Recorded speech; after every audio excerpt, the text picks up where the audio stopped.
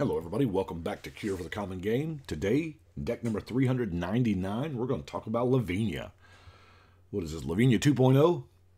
And I'm telling you, in my opinion, the better of the two. Each opponent this does not apply to you, that's the beautiful part, can't cast non-creature spells with converted mana cost greater than the number of lands that player controls. Whenever an opponent casts a spell, if no mana was spent to cast it, counter it. So, obviously, first off, this does things like it negates Storm and Artifact Ramp and so many actual commanders, you know. Narset, Itali, all of those cards that just say, hey, you know, play something for the free. Nice omniscience, bro. So, I wanted to abuse her as much as humanly possible. And since her effects are one-sided and does not apply to us, that's where I went. So, first and foremost, the first thing that I thought about was Possibility Storm, which we can't play because it's red. So, the artifact version is, of course, Knowledge Pool. Yeah, it imprints, whatever, but the part that matters is that second paragraph. Whenever a player casts a spell from his or her hand, that player exiles it. If the player does, he or she may cast another non-land card, exile with Knowledge Pool, without paying the card's mana cost. So, in this scenario, if you have Lavinia and Knowledge Pool, you are the only one allowed to play the game. Yeah, kind of not fun, I know.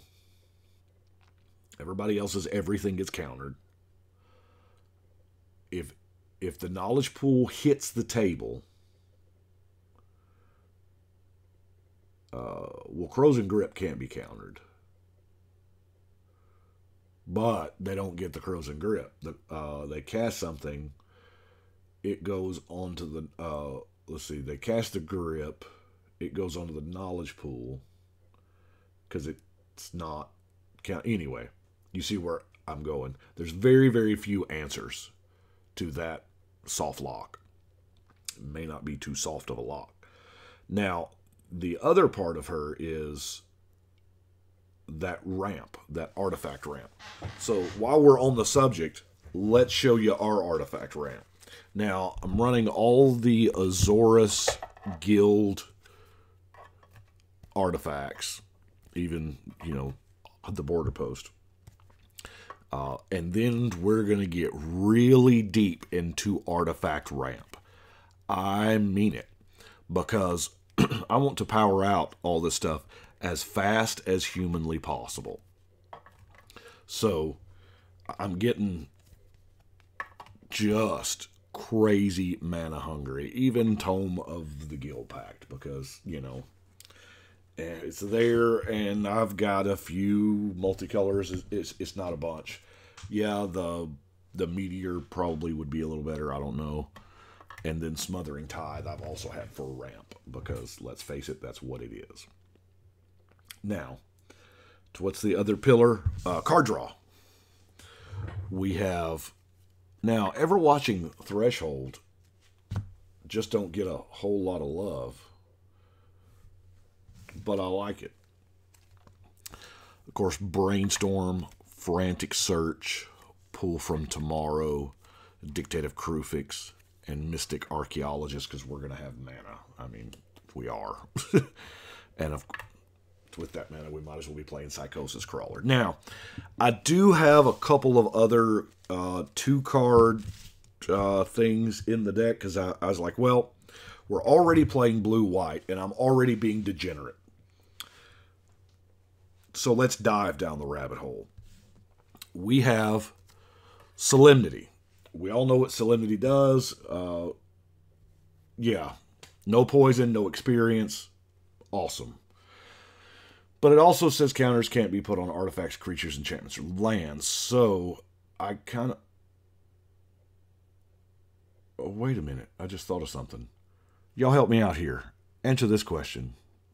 I know Planeswalkers are put into play, and then the counters get put on them, hence the reason why they work with Doubling Season. Does Dark Depths come into play and then get the counters? Because if Dark Depths comes into play and then gets the counters, this says the counters can't be put on them, so you just play Dark Depths for a Merit Lage. I don't know. That seems too good to be true. It really does. But anyway, the card I'm playing with Solemnity, no surprise here, Decree of Silence. Here again, it's one-sided. It just works for your opponents. Ooh, nasty. They play a spell, it gets countered, and a counter is put on this. Now it's not. Yeah, really, really bad. So, also, we have Dovescape.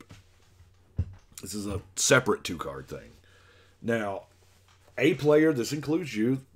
This is one of those, reciprocal effects. So, non-creature spell, so people can play all the creatures they want. It's countered, and they get 1/1 birds. Guile says, if a spell or ability you would control would counter a spell, instead remove that spell from the game, and you may play the card without paying its casting cost. Yeah. Then we have Dingus Egg. I do apologize for the foreign language. Dingus Egg, 4-mana artifact. When a land dies, you take 2. So, land dies, you take 2 damage. And here's the part where, yeah, I lose friends. Armageddon. In this particular, now normally, y'all know I don't like to run Armageddon just to be running it. But in this dirtbag control deck that evidently it has become,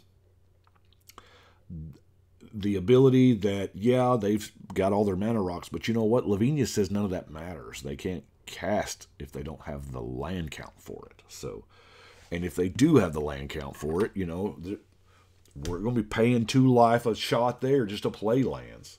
So your green ramp player who is abusing the gentleman's agreement, bam, Anka Mishra, baby. Let's look and see what else we've got here. I guess we'll go through some removal-ish type stuff. Of course, we have a Path, a Disenchant, Condemn, some board wipes in Hostilities, Planar Outburst, because actually Planar Outburst, I may want to use that land to beat face with. Phyrexian Rebirth here again. I like the big token. Pendrell Mist, we're not running a whole lot of creatures, so Pendrell Mist, I count this as a blue board wipe. Yes, it takes some time.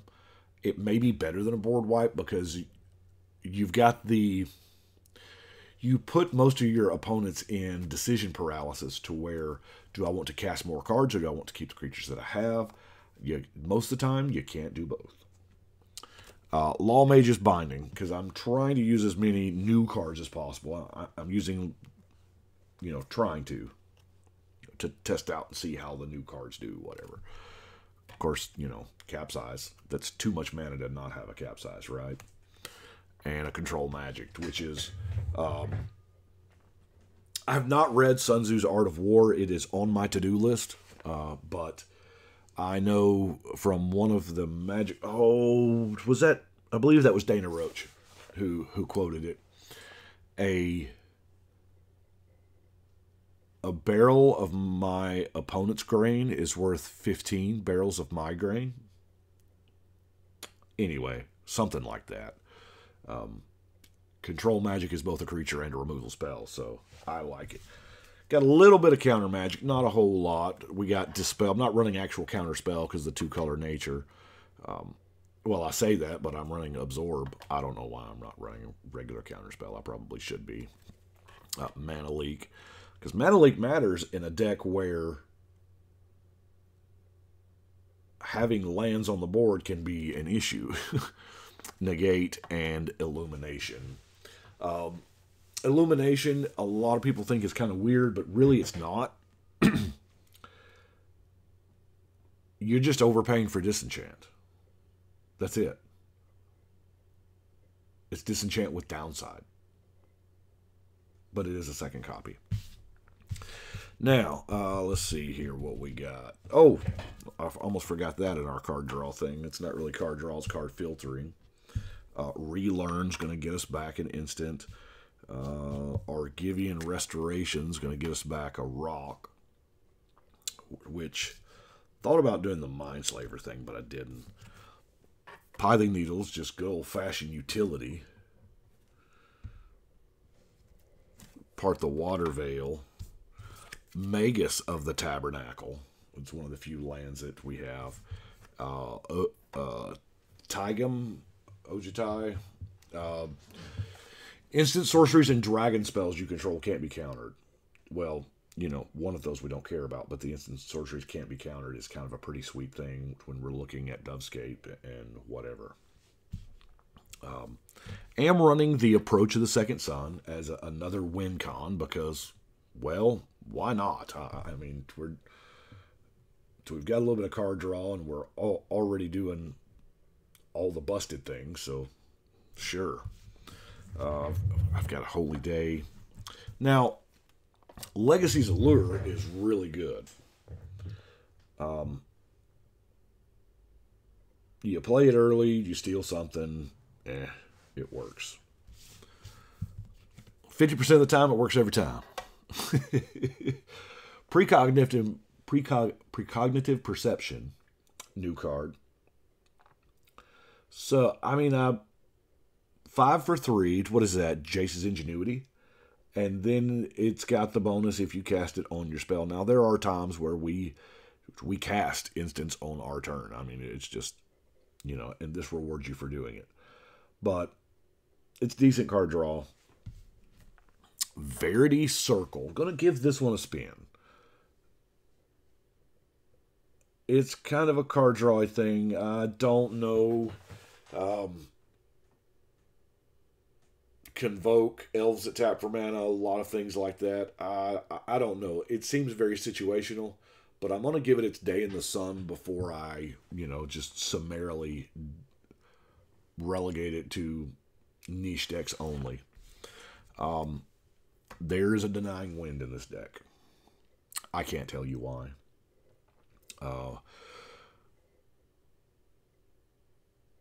My best, because I've been building this for a little while, because y'all know Allegiance came out a little while ago, so, but every deck's got silver bullets for you, and this is to help get rid of that. And with the amount of mana ramp that we're running, 9 mana. Now, granted, you're only picking on one person. You're getting 7 cards from one person.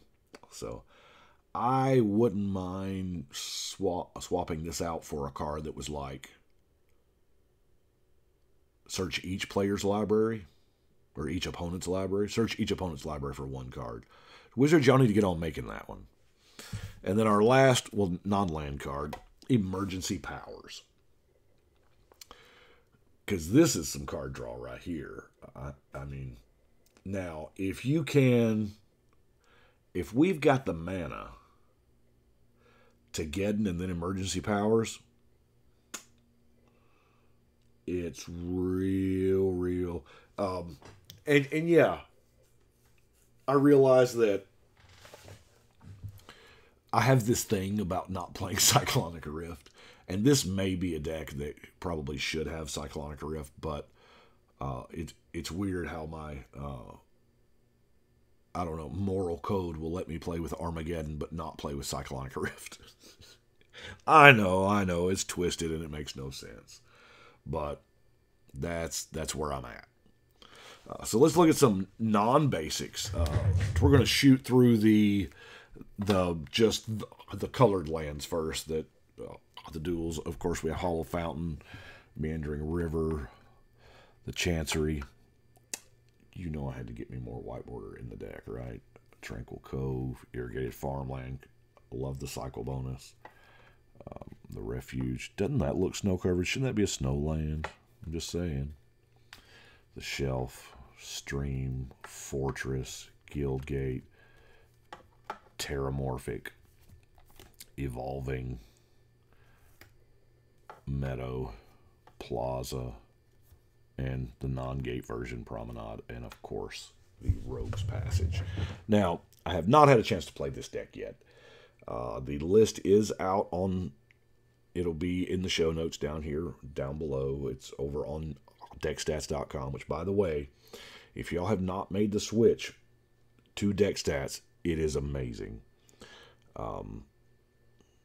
Dean was right. The learning curve, once you get past that, and I'm still learning about all the features of it, but there's so much more information, more graphs, more graphics, and it's really neat. It also has the ability to track the collection. I think I talked about that before, to where once I list a deck, I get the deck listed in there, I click the one button that says add cards to collection, and this way we can see exactly, once I get through them all. Of course, I have to list them all now. Everything past, I don't know, 390 something was the first deck I did, so that's a whole lot of decks to list. That's not a priority at the moment. As I re-air decks, though, like I did Tribal Griffins, I rebuilt it because, let's face it, as much as I hate to admit that that's my baby, I love Tribal Griffins. But anyway, that'll let me see exactly what's up here on this wall. I don't know that I want to know. I may be too scared to know. So, either way, I appreciate y'all watching. Y'all let me know what you think. Give a shout out to the patrons. Thank y'all so much. And if y'all would like to become a patron, you can there's a link in the show notes down below. I appreciate it very much. And if you've watched this far, thank you. Watching to the end really helps YouTube's algorithm and liking and sharing and commenting and all that. So y'all let me know what you think, and I do appreciate you. But I think right now it is time to shuffle and cut.